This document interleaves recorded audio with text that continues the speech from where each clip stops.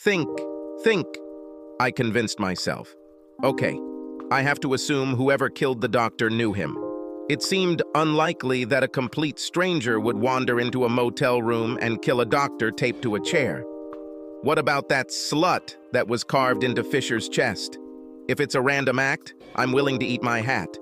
So the question was, who besides me wanted to kill Dr. Fisher? No, wait.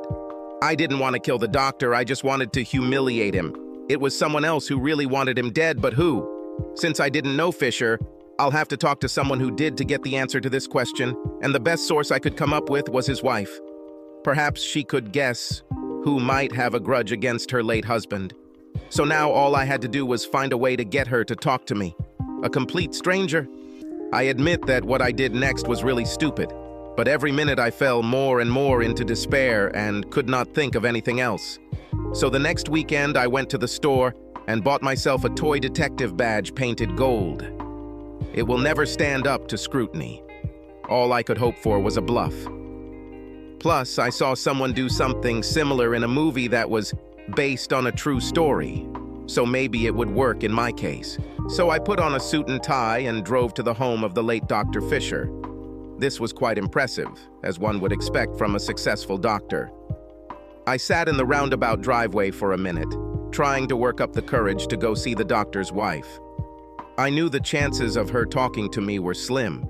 The chances of learning anything important are even less, even if I managed to talk to her. But I also knew for sure that I didn't want to go to jail and become Bubba's boyfriend, so I finally went over and rang the doorbell.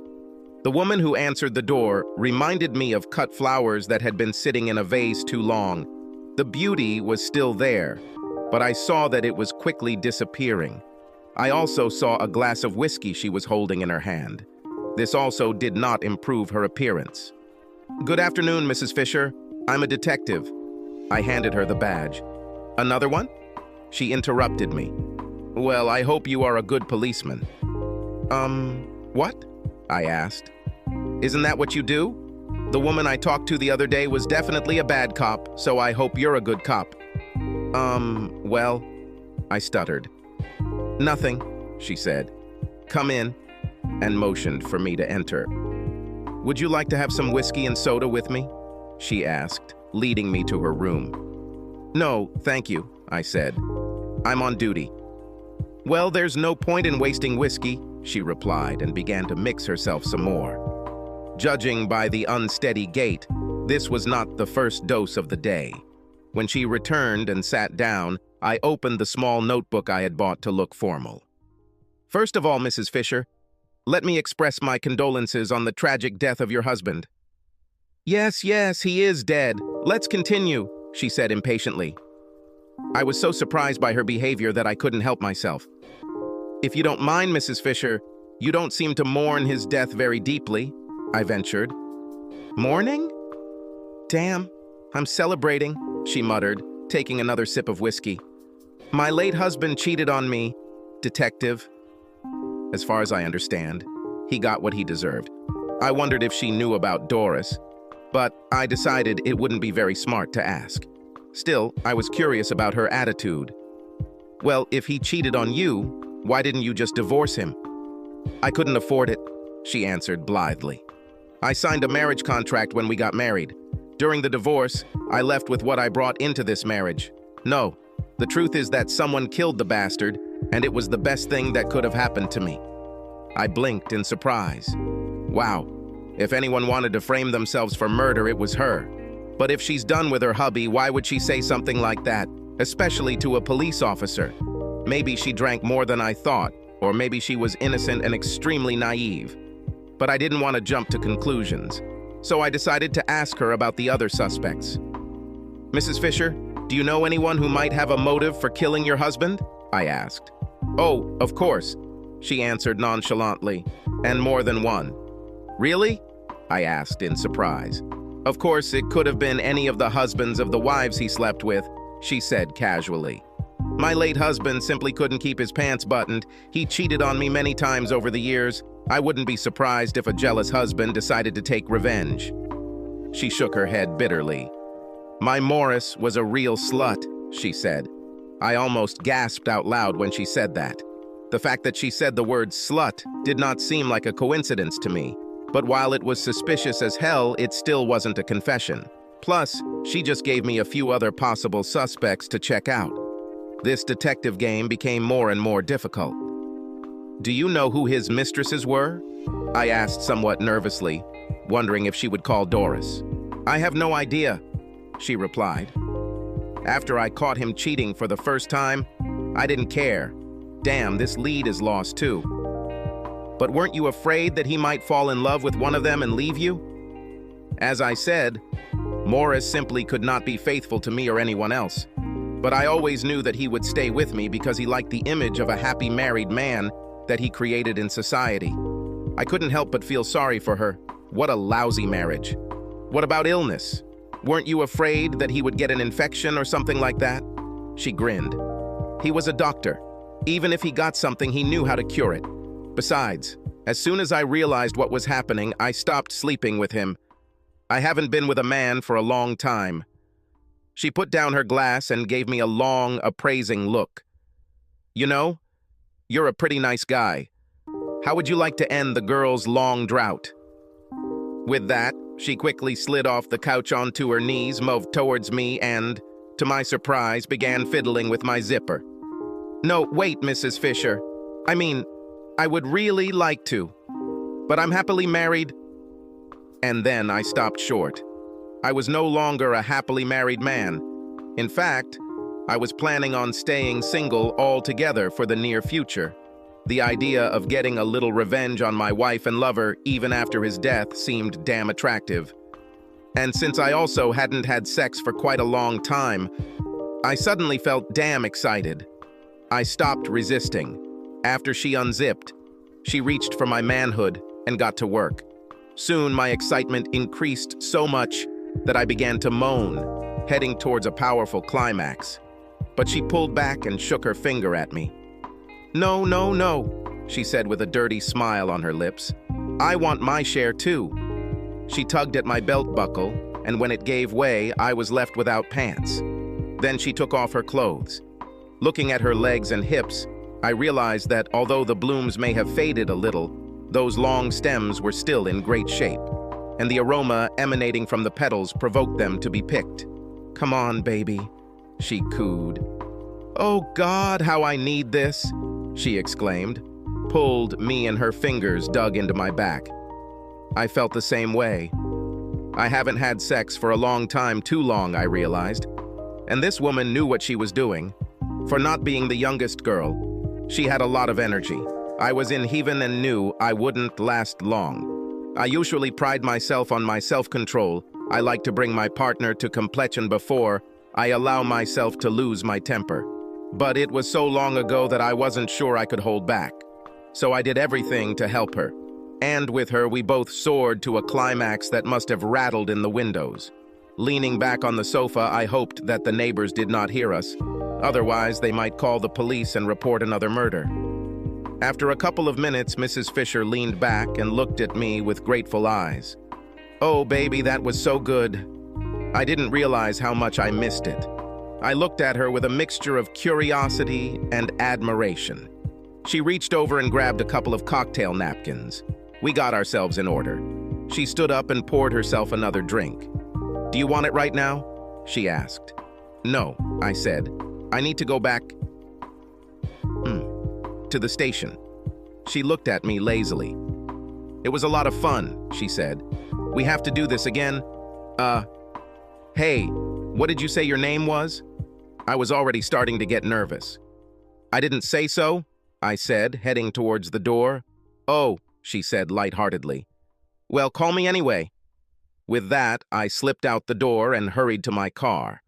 As I pulled away, I felt satisfied with the unexpected interlude I was enjoying, but my mood quickly darkened as I thought about everything she had said to me before she jumped on me.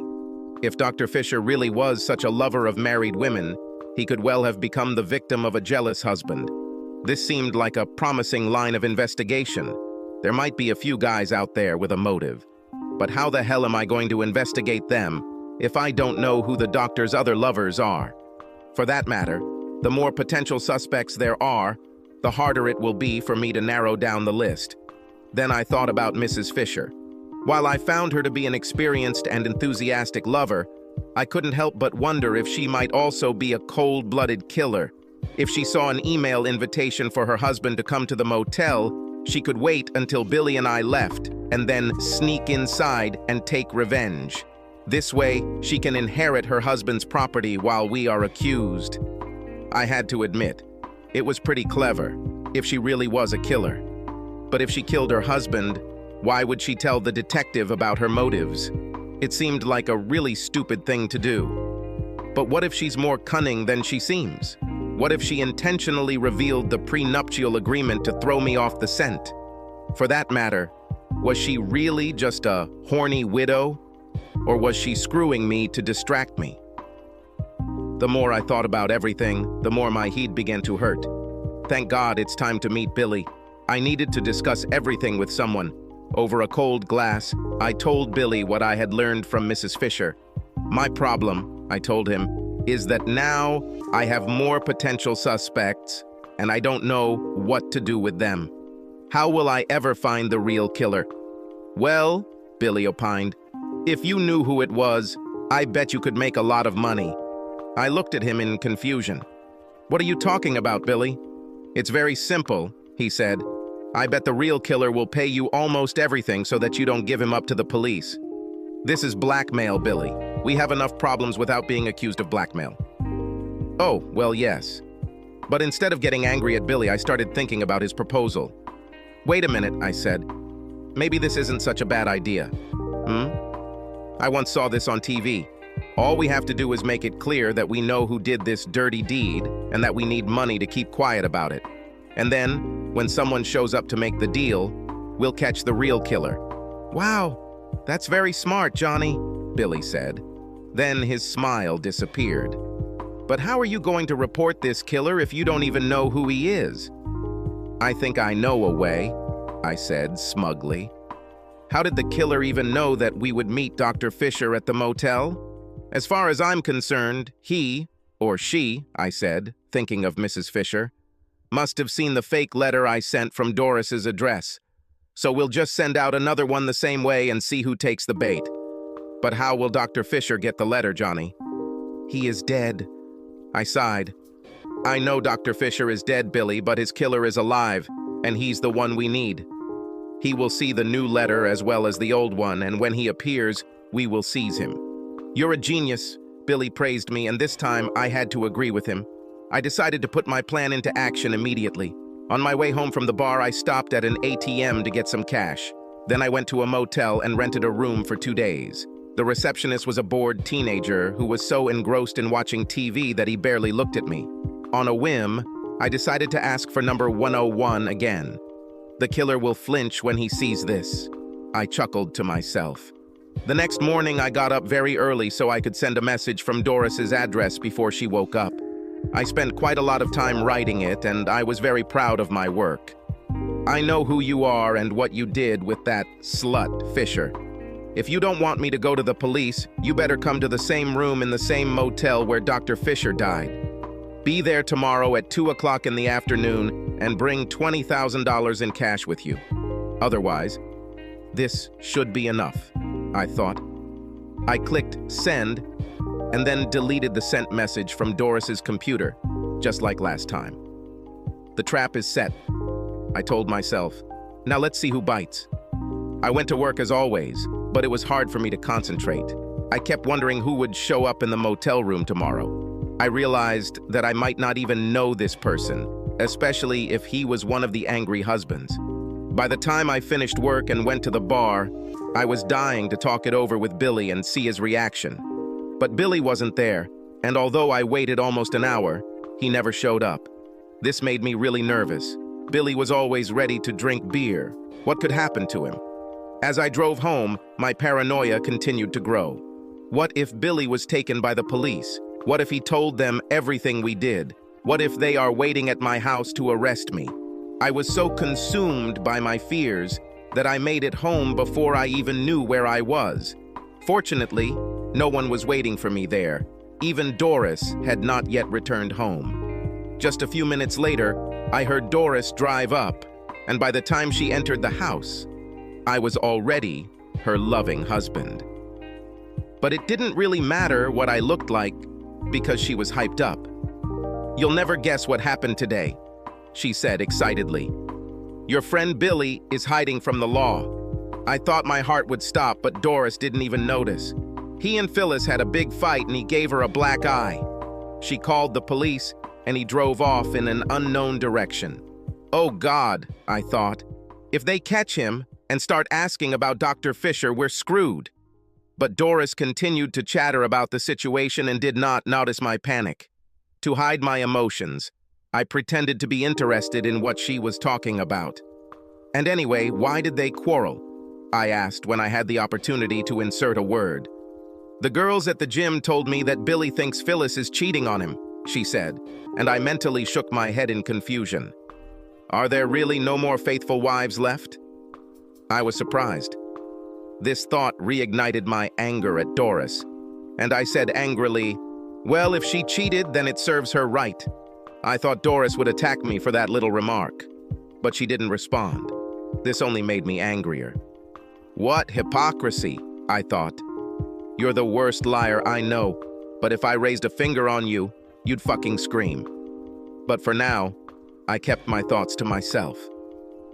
I said nothing more to Doris at dinner and then went into the study to think over recent events. Suddenly, a terrifying thought came to me. What if Billy is the killer? I remembered the folding knife he had with him when we tied up the doctor. What if Billy sneaked back and killed the doctor after we left the motel because Phyllis cheated on him? I didn't want to believe it, but it all made some terrible sense. Then an even more terrible thought occurred to me. What if Billy decides to show up at the motel tomorrow? I'm bigger than him, but I'm not sure I can beat him in a fight, especially if he brings a knife. I decided it would be better to take extra protection with me, so I went down to the basement and took out my pistol. I haven't fired it in a while, but it seems to be fine. The next morning I went to work as usual, except I had a gun in the car. After lunch, I told the manager that I needed to rest for the rest of the day. He didn't like it, but I'm one of his best salesmen, so there wasn't much he could do. I left the dealership and arrived at the motel half an hour early. Putting the pistol in my jacket pocket, I walked into the room and opened the door with my card. I almost locked the door behind me, but at the last minute, I remembered that I wanted the killer to be able to enter, and I secured the door with a latch. Then I settled into a chair and prepared to wait. Sitting there, I looked around the room. It was obvious that they had installed new carpet. Even the chair I was sitting on looked new, so I decided that it had to be changed too. Otherwise, everything looked the same as last time. This didn't make me feel any better. I didn't want to think about it anymore, so I started thinking through a list of suspects. The first was Mrs. Fisher. She had a huge motive, but I had a hard time believing it was her. After all, she had put up with so much from her husband for so long. It's hard to understand why she suddenly decided to do something so drastic. Yet she may have reached her limit. And don't forget, I told myself, that she was the one most likely to have access to Dr. Fisher's email. Then came the husbands of other women who were Dr. Fisher's mistresses. I didn't know who they were or how many there might be, but one of them might be a violent type. Perhaps he was stalking the doctor, waiting for the right moment. How he could have accessed the doctor's email I didn't know, but if he did, he could understand that we had given him the perfect opportunity to take revenge. Then I thought about Billy. I hoped with all my heart it wasn't him, but I had to admit he was a good suspect. I knew he had a short temper, and to be honest, there was something mean about him too. I never thought Billy could fool me, but maybe he was smarter than I thought. It seemed unlikely, but I couldn't rule it out. At that moment, I heard a sound in the corridor and grabbed the gun. The door creaked open, and dim light from the corridor leaked into the room. Then, to my amazement, I heard a voice calling, "Johnny? Johnny? Are you here?" "Doris!" I exclaimed in surprise. "What are you doing here?" I reached over, turned on the light, and watched as my loving wife walked into the room, shaking her head in disgust. "I'm here to stop you from doing something really stupid, Johnny." "But how did you know that I would be here?" I asked in confusion. She crossed her arms over her chest and started lecturing me in that schoolteacher tone that I hate. When I woke up yesterday morning, it was obvious that you were messing with my laptop. I checked my email and didn't find anything at first, but when I checked my deleted items, I saw your stupid email. Crap, I should have thought about this. There are a lot of things you should have thought about, she said angrily. Maybe if you hadn't dropped out of college. Don't you dare offend me again, I barked angrily. Besides, I'm the one who has the right to be upset, not you. You cheated on me with your damn doctor friend. I caught you, and now I'm going to divorce your ass. She made a gesture with her hand as if she was shooing away a fly. It doesn't matter now. What matters is what you do here. What exactly were you hoping to do with that ridiculous email you sent from my account? I was offended by her reaction to the accusation of cheating, but I felt like I had to defend myself. So I began to explain how Billy and I had lured Dr. Fisher here to disgrace him, and then found out that he had been killed. We were afraid that the police would think we did it, I told her. So I started looking for the real killer. I told her how I had pretended to be a detective to interrogate Mrs. Fisher, and how I had come up with the idea of luring the real murderer here by pretending to be a blackmailer. Doris continued to sigh as she listened. Finally, she raised her hand to stop me. Johnny, do you know Alexander Pope? No, I said, shaking my head. I don't think I've ever met him. She rolled her eyes. Mr. the Pope once said, "A little knowledge is a dangerous thing. Drink deeply, or do not partake of the Pierian spring." What kind of Persian spring is this? What are you talking about, Doris? It's okay, Johnny. You won't understand, she said, shaking her head in disgust. She took a deep breath and put her hands on her hips, and I knew that now it would begin. You've never been the brightest light, but this plan has to be the dimmest, dumbest thing I've ever heard. First of all, Fisher is dead. Why would anyone check a dead man's mailbox? Why would they even have access to it? Well, they could, I said defensively. Anyway, I bet Mrs. Fisher had access to it. So lush? Doris chuckled. It's already hard for her to find her way to a bottle of whiskey, let alone get into her husband's email. Well, none of that matters anyway, I argued hotly, because I think the real killer got the message after all. And who is this, pray tell? She asked sarcastically. As much as I hate to admit it, I think Billy was the real killer. I think he found out that Dr. Fisher was patting Phyllis on the ass. After he and I left Dr. Fisher here in the room, I think he came back and cut Fisher's throat. So I bet Billy is about to walk through that door, and that's why you need to get the hell out of here, right now. Doris reached into her purse, pulled out a pair of surgical gloves, and began to pull them on. I knew she always carried them with her because of her job at a pharmaceutical company, but I couldn't understand why she needed them now. Then she looked at me. I'm sure Billy won't be walking through that door anytime soon because the police arrested him today. This idiot went to the same bar where you hang out all the time, and the police were waiting for him there. Oh, wow. I was shocked. Here, I perked up. But maybe this means he'll confess to the police and get me off the hook, I added, hopefully. Doris looked at me calmly. Is this the same gun you keep in the basement? She asked. Yes, I said, taken by surprise. Can I take a look? She asked, holding out her hand. Of course, I said, handing it to her. She examined it carefully, making sure it was loaded and cocked. Then she looked at me. Despite your theory, I don't think you need to worry about what Billy will tell the police. Why not? I asked. Because Billy didn't kill Morris Fisher. How did you know that? It's simple. Because I killed him. You. Why would you kill him? You were in love with him, I almost screamed. That's it, she said bitterly. I really loved him, and he said he loved me too. He promised to take me away from you and your stupid friends. He was going to marry me and show me all the wonderful things in life. But then I found out that he was sleeping with Phyllis and that he had no intention of marrying me. She began pacing back and forth, waving the pistol to emphasize her words. I didn't know what to do until I heard your phone conversation with Billy about renting a motel room. When I found your first letter, it was quite easy for me to figure out your ridiculous plan to humiliate Morris. At first, I wanted to warn him, but then I realized that you gave me the opportunity to get rid of both of you. So I waited until you and Billy left, and then I slipped into the room. Morris was so happy to see me that he almost cried. But when I told him that I found out about Phyllis, I saw fear in his eyes. When I pulled out one of his own scalpels, he began to beg. And then he tried to scream when I carved the word slut into his chest. But you can't scream loudly through the duct tape. When I finished marking him for the world to see who he was, I yanked his head back and cut his jugular vein and carotid artery with one blow. Even with all the details, her story still didn't make sense to me.